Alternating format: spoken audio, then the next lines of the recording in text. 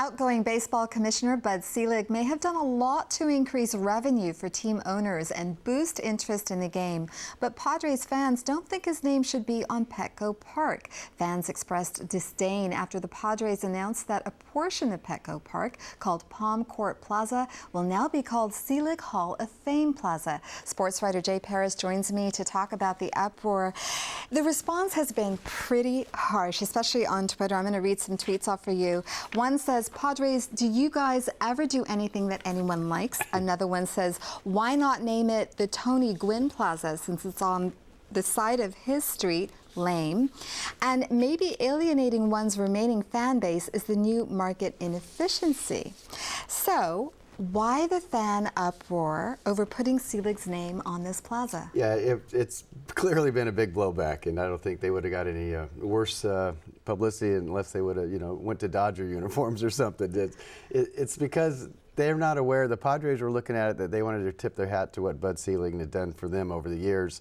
And what has Bud Selig done? That's the point of contention. In the Padres' mind, 2 times he stepped in and helped the franchise not move away. They're saying in the mid-1995, mid-1990s that he helped with the Petco Park, and there was rumors about them going to Washington. Most people associate Ray Kroc for doing that in the mid-70s when the team almost went to Washington. The old McDonald's owner stepped in and bought the team, and it didn't move.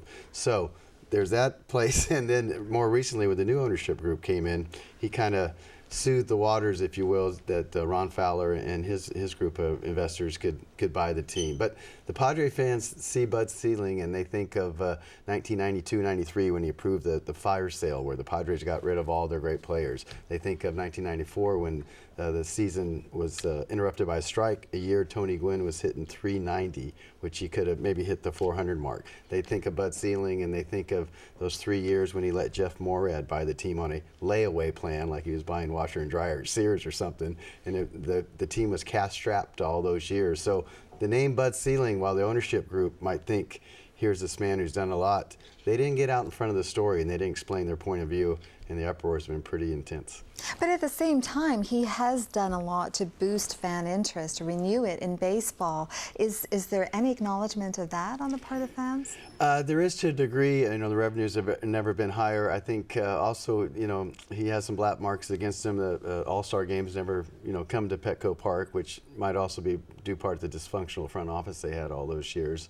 And he didn't win many fans too when the great Jerry Coleman and Tony Gwynn passed away. He didn't attend either one of the memorials. To be fair to Major League Baseball, they sent some big hitters to be there. So, the name Bud Selig doesn't resonate with the fans like it does. And there's so few, there are some Padre greats in Tony Gwynn and Jerry Coleman that maybe they could have named him after that. And that's their thinking. And it's a controversy that's really picking up steam rather than going the other way. Last night it was on ESPN. Keith Olbermann had a big segment on it, what a travesty it is that Bud's name's on the plaza now. Wow, so I know that there is a petition that's circulating. Do you know how many signatures it's got? I don't know the exact number. I know, it's more than one and heading other ways. I think what the Padres failed to do is explain the full scope of it. This is going to be a plaza that leads into the Padres Hall of Fame. It's a 5-year plan, and they've really got some grand plans for it over there. So, it's not going to be just the Selig Hall of Fame Plaza. It's going to be the Padres Hall of Fame. They just kind of named the entryway to it, but it's right off the gas lamp gate. It's the most popular entrance into the Petco Park, but instead they've got the really Selig gate. So clearly the team was caught off guard. Do they care about what fans Absolutely. think about this? I mean, they're in the business to sell tickets and hats and jerseys, and just like any corporation, any business wants to keep their patrons happy, keep them coming back, keep them buying their product. They certainly wouldn't do this if they thought it was going to be this kind of a response. Okay, moving on to football. Yeah. Let's see, Thursday night's game was the last Chargers preseason game. Based on that, any predictions for the upcoming season? Based on that, it's amazing they can still get people to pay full price because none of the starters played, and it was purely the backup. They went 2-2 this preseason. You can't put a lot of credence into those preseason records, but they should have a pretty good team. They have to go against the Denver Broncos. It's still the class of the AFC West, but they'll definitely be fighting for a playoff spot. Okay, we're going to end it there. Okay, Jay Paris, thanks sports for having writer. me. Thanks. Sure.